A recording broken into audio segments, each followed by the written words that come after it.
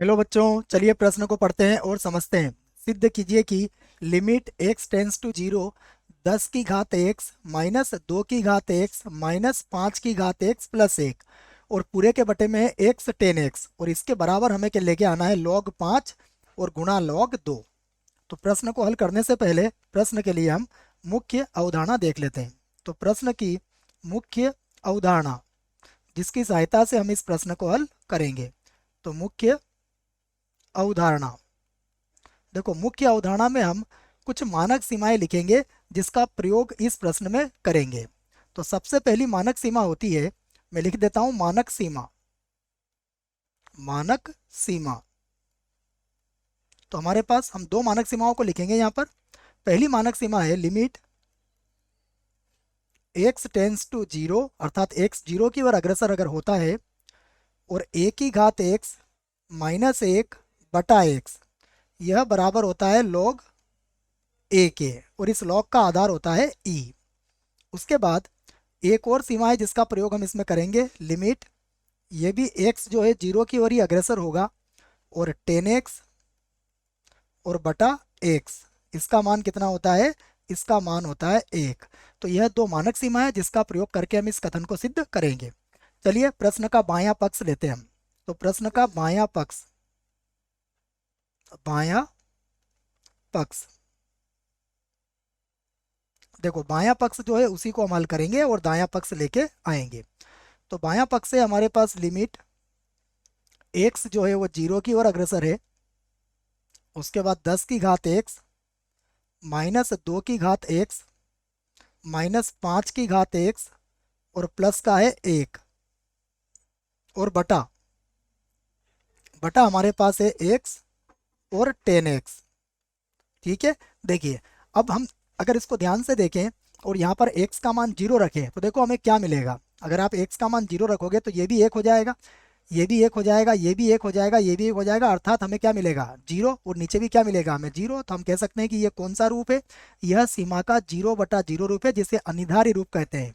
तो यह सीमा का 0/0 रूप है, अर्थात अभी हम इस सीमा में x का मान जीरो नहीं रख सकते हैं। तो इसको आगे हल करते हैं। देखिए अब ये आगे कैसे हल होगा, देखिए इसको हम क्या करेंगे, इसको लिखेंगे लिमिट और यहाँ पर होगा x जो कि जीरो की ओर अग्रसर है। अभी जो 10 की घातांक x है इसे हम लिखेंगे 2 की घातांक x और 5 की घातांक x हो जाएगा ना, 10 की घातांक x माइनस 2 की घातांक x माइनस है 5 की घात x और प्लस 1। बस यही इसमें करना था आपको, बाकी बटे में जो है उसको वैसा ही लिखिए आप, x और 10x। अब दो दो के समूह बना लीजिए और फिर हम इसके गुणनखंड कर लेंगे। तो फिर से लिखेंगे हम लिमिट x का मान जो है वो किसकी ओर अग्रसर है, जीरो की ओर। और यहाँ से देखिए ये होगा 2 की घातांक x कॉमन ले लिया हमने, तो ये होगा 5 की घातांक x और माइनस 1 बचेगा यहाँ पर। और यहाँ से भी देखिए अगर हम माइनस का 1 कॉमन लेंगे तो ये होगा 5 की घातांक x और माइनस 1।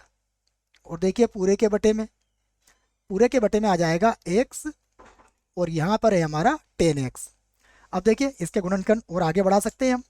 तो ये हो जाएगा हमारे पास लिमिट x जो है वो जीरो की ओर अग्रसर है। और देखिए अब क्या था कोष्टक में, 5 की घातांक 1 x माइनस 1, तो यहाँ पर 5 की घातांक x माइनस 1 को हम कॉमन लेंगे तो यहाँ पर कितना बचेगा, 2 की घातांक x और माइनस 1, ये बच जाएगा देखिए। और बटे में है x और 10x, है ना। एक बार इसको मिला लेते हैं, 5 की घातांक x माइनस एक्स और 2 की घात x माइनस 1 बटा x 10x, यही बचेगा हमारे पास। अब हम क्या करेंगे कि यहाँ पर देखिए क्योंकि हमें अब मानक सीमा लगाना है, तो मानक सीमा लगाने के लिए देखिए हम यहाँ पर ये कर सकते हैं, इसको लिखेंगे लिमिट x जो है जीरो की ओर अग्रसर है। और देखिए सबसे पहले लिखूंगा मैं 5 की घात x माइनस 1 और इसके बटे में लिखा मैंने x, ठीक है। उसके बाद देखो यहाँ पर है 2 की घातांक x माइनस 1, इसके बटे में भी लिखा मैंने x, ये भी ठीक है। अब एक बटा, अब देखिए ये दो बार x आ गया हमारे पास, तो एक ही बार था, तो हम इसको ऐसा लिख लेंगे गुणा, ये हो जाएगा 10x और इसके बटे में लिख लूंगा मैं x। तो मैंने क्या करा है इसमें, कुल मिला के मैंने x बटा x का गुणा किया है, क्योंकि मैं कर सकता हूँ, क्योंकि x का मान 0 की ओर अग्रसर है, 0 नहीं है। अब यहाँ पर देखिए सभी जगह हम मानक सीमा का प्रयोग कर सकते हैं। तो अब हम यहाँ पर मानक सीमाएं लगाएंगे जो कि हमने मुख्य अवधारणा में पहले से ही लिख रखी है। तो देखो 5 की घात 1 माइनस एक्स, चाहो तो मैं लिख देता हूँ। देखो मानक सीमा क्या लिखवाई मैंने आपको, मानक सीमा मैंने आपको लिखवाई limit x tends to 0 a की घातांक x माइनस 1 और बटा x। यह किसके बराबर लिखवाया आपको मैंने, यह लिखवाया log a के बराबर, जिसका आधार कितना होगा e। और उसके बाद एक और मानक सीमा लिखवाई है 10x बटा x वाली, जिसका मान कितना होता है 1। वही मानक सीमाओं का प्रयोग हम यहाँ पर करके देखो, ये जो पहला पद है यह क्या हो जाएगा, यह होगा log, और ये बन जाएगा 5, जिसका आधार कितना होगा e। उसके बाद गुणा, यहाँ पर देखिए ये होगा log 2 और इसका आधार भी कितना होगा e होगा, और गुणा ये क्या बन जाएगा 1 बटा 10x बटा x, ये मानक सीमा से किसके बराबर हो जाएगा, 1 के बराबर हो जाएगा। तो अब हम इसको लिख सकते हैं किस इस प्रकार, log 5 जिसका आधार कितना है e, तो इसको हम कोष्टक में लिख देते हैं, और यहाँ पर लिखते हैं log 2 और इसका भी आधार कितना है e।